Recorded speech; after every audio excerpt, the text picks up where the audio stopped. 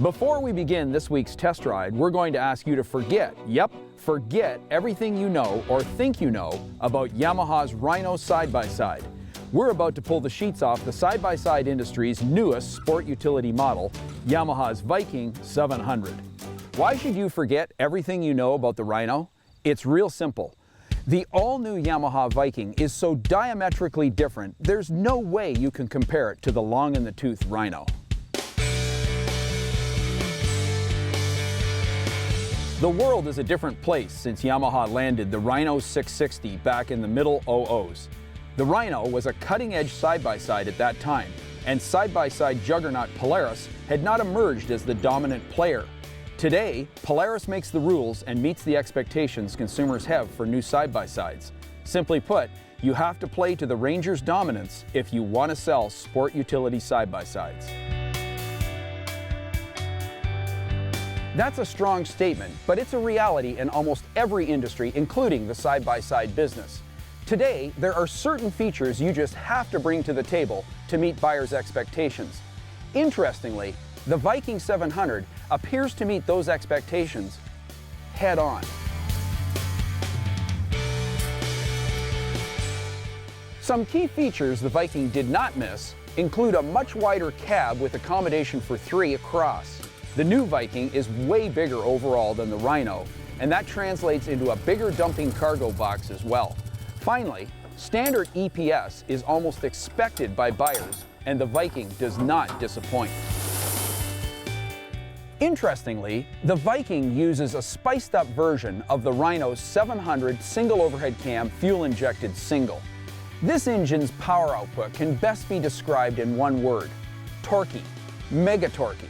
Okay, that's 2 words.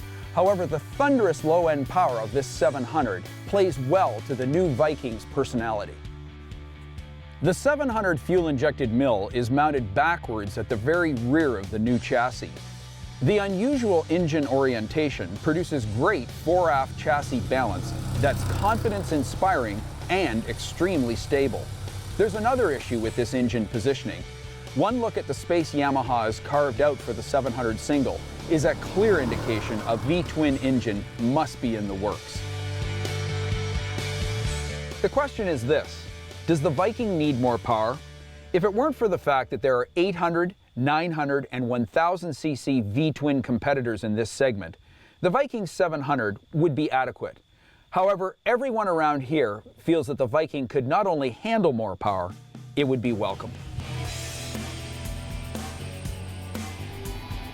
Viking cab amenities and ergos are exceptionally good. The staggered middle seat is a great idea, as is the new passenger handlebar. We love the molded-in dam next to the gas pedal for keeping passengers' feet out of the way. New switchgear is well positioned and intuitive to operate. The cab floor drains are something every side-by-side should have. What's missing? A tilt wheel to aid in driver entry and exit. We think the Viking should have a turf mode or one-wheel drive rear differential feature. And finally, buyers will expect a single-hand tailgate release rather than recycled clamps from the Rhino. In just one ride, we recognize the Viking's ginormous improvement in ride quality and stability. The Viking can be pounded through deep woods trails while sawed through turns at speed. The Viking's cornering posture is rock-solid steady and flat. Clearly, there's been a ton of effort put into the Viking's independent front and rear suspension. Calibration is impressive and nets great mobility from sumptuous ground clearance while preserving an exceptional measure of side hill stability under extreme conditions. The Viking's electronic power steering may be the best calibrated EPS in the biz, with exceptionally nice weight, solid on-center feel, and enough assist to make you forget it's there. So what's it like driving the new Viking 700 from Yamaha? The package feels extremely well integrated, and it functions like a Yamaha.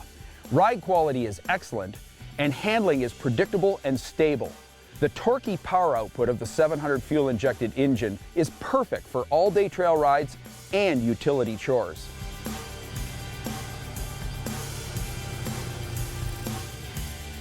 We think Yamaha is back in the game with the Viking.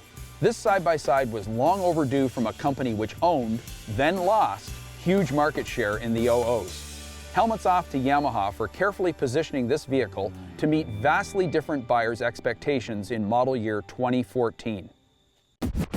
The Viking marks the dawn of a new day for Yamaha in the side-by-side business. We believe this chassis will be the platform Yamaha builds a credible side-by-side sport utility product line on over the next 3 years.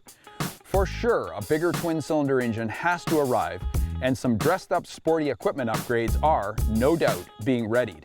The question we have is this: could Yamaha launch a pure sport side-by-side model tweaking this platform?